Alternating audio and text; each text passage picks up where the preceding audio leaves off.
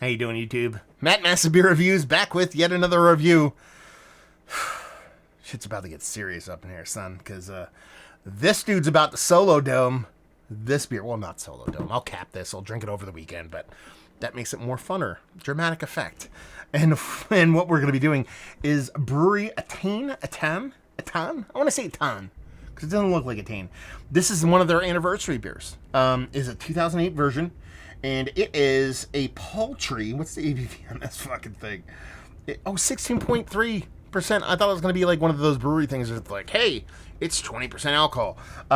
Yeah, the Bruery Anniversary Series is one of my favorite barrel-aged series of all time. I reviewed quite a bit of them. I think Bois, Papier, Sucre, like a bunch of different ones. But it's been years since I've had one.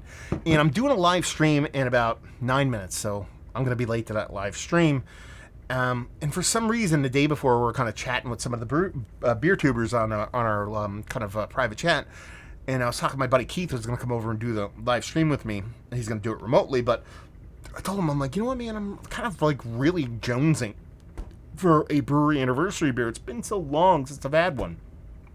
And I said, he was going out and about in the beer world. I said, if you see one, let me know. Pick it up. I'll give you the money for it. These are always expensive for like 30, 32 bucks. He said, oh, I'll do that. But I had to do like a grocery store pickup today. And they had a liquor store attached to a grocery store. And there it was, just sitting there. 2 years old, waiting for this guy to drink. So we're going to dive into this sucker, see what's what. Yeah. This beer is basically, they classify it as an old ale. That's kind of where I would classify it to. It is the beer version of Solera Method. And by that, I mean, when you're talking about the beer version of Solera Method, because the traditional Solera Method, which is traditional Solera Method, is like a kind of a pyramid of barrels that kind of constantly flowing in. They're all kind of connected, and you just keep topping off those barrels. The beer version of Solera Method, and some people do the beer in the traditional Solera Method, but the beer version of Solera Method is basically you take barreled beer, and then you release it, and then every year you keep portions of each iteration of that beer moving forward, and each subsequent release has some of the originals in it. So basically you'd have, year 1, year 2, year 3. Up this year, I'm not what year they're into now, but it has year 1, 3, 2, 3, 4, 5, 6, all the way up to this year. Every single one of those are in this beer. So there you go. Anyway, label-wise, I don't like it. And you just saw this little napkin thing pop up here. It's kind of my light diffuser for my little light box here. I don't like it. I've always liked the Bruery labels, especially their anniversary ones. This one looks a little cheesy, looks a little chintzy. It's missing the wax. These used to be wax. Now it's kind of this paper thing. The label's smaller. It's glossy instead of kind of like, I don't know. There's something about it, man. There's something about this beer.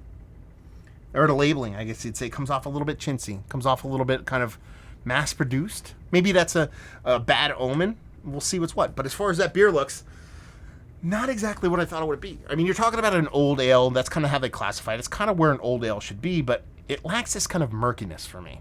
I like my old ales that have this doo-doo water vibe. This one has a little bit more of too much of a crispness to it. Too much of a, you probably can't see my fingers through there, but it's relatively clear, even though it has a little bit of bits and pieces particulate floating around there.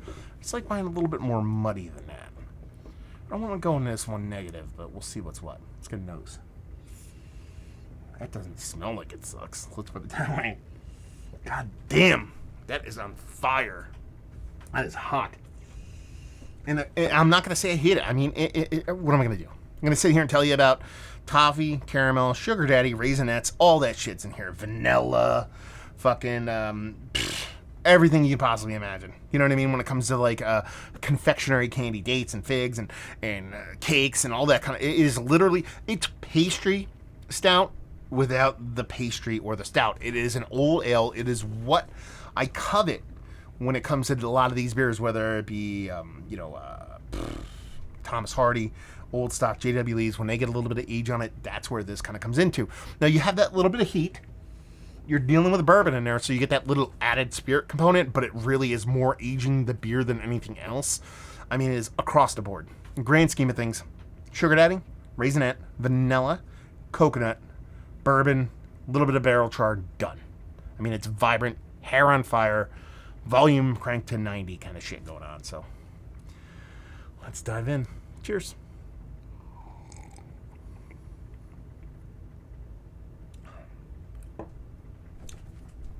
It's delicious. It's too early though. It's too new. I mean, it's 2008, so I'm expecting this probably comes out. Actually, give a date on here. I don't know if they put a date. I don't know when their anniversary is, like the month or the day. I know it's 2008. So you're talking about something. Bruery's 12 years old, but I don't know when it was bottled.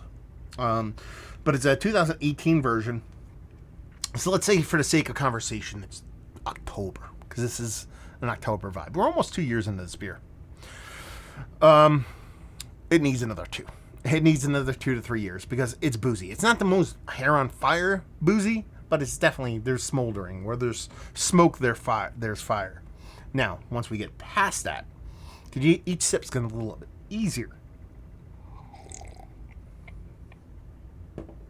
I mean, it's everything that's pretty much in the nose, but that heat, that stinging, because it stings you right in the back of your throat, kind of dumbs it down a little bit, pushes it down a little bit, and kind of prevents those other things from coming to a head or there. So it's sugar daddies all day long. There's a little bit of raisinette, but it's all the sugar daddies are belong to us. Soft vanilla, a little bit of coconut, that barrel char's in there. The bourbon is definitely in there. That's probably what comes out most, just because of the heat portion of the show. It kind of calls it to the front of the line. It's tasty. It's not what I remember this beer being, though. Now, listen, you're talking about a multi-year, a 12-year beer version of Solera Method beer. So you're expecting it to change. It's not going to be the same beer. It tastes like I thought it would taste, I guess you would say, when I originally cracked it. And by that I mean, when I saw it and I looked, okay, it's clear, the head dissipated quickly, it's more clear than I remember, it doesn't have that dew-to-water effect.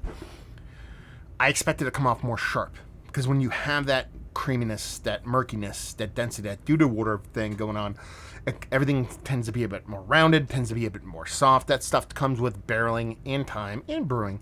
So I'm assuming this is blended more with new beer than old beer, where I think the older one's a little bit more old than new. So maybe the barrels that are in barrels, the new beers are in a barrel for 6 months instead of 12 months, or 8 months instead of 16 months. You know what I'm getting at. And it's nice and it's tasty. The only problem with it is that it just tastes rushed. It doesn't taste as good as what the other ones tasted at this age. So what I'm trying to say is that Bois and the Sucre and those kind of beers, when they were 2 years old, they were way less hot. They were way more mature. And it kind of speaks to where the beer is now. I said, lacking the wax. The labels are different. There seems to be a little bit of slight corner cutting when it comes to the beer, and that also could attribute to the actual barreling and the time. I'm not saying it's a lesser quality beer. I think this will be just as good as what I remember those other beers being, but I think I'm going to have to put in the time and effort of aging it. Give it another 2, 3, 4, 5 years in a bottle to get where the other ones were only a year or two into the game. So that's kind of where it kind of separates itself. Is that it's tasty, it's delicious. Give me all the parts, all the ingredients of what I enjoyed of those previous anniversary beers. I'm just going to have to age it myself longer to get what I really want out of the beer. Is it a bad thing? I mean, it kind of sucks because I have to put in that time and effort, so that's more money, technically, in the version of time for me.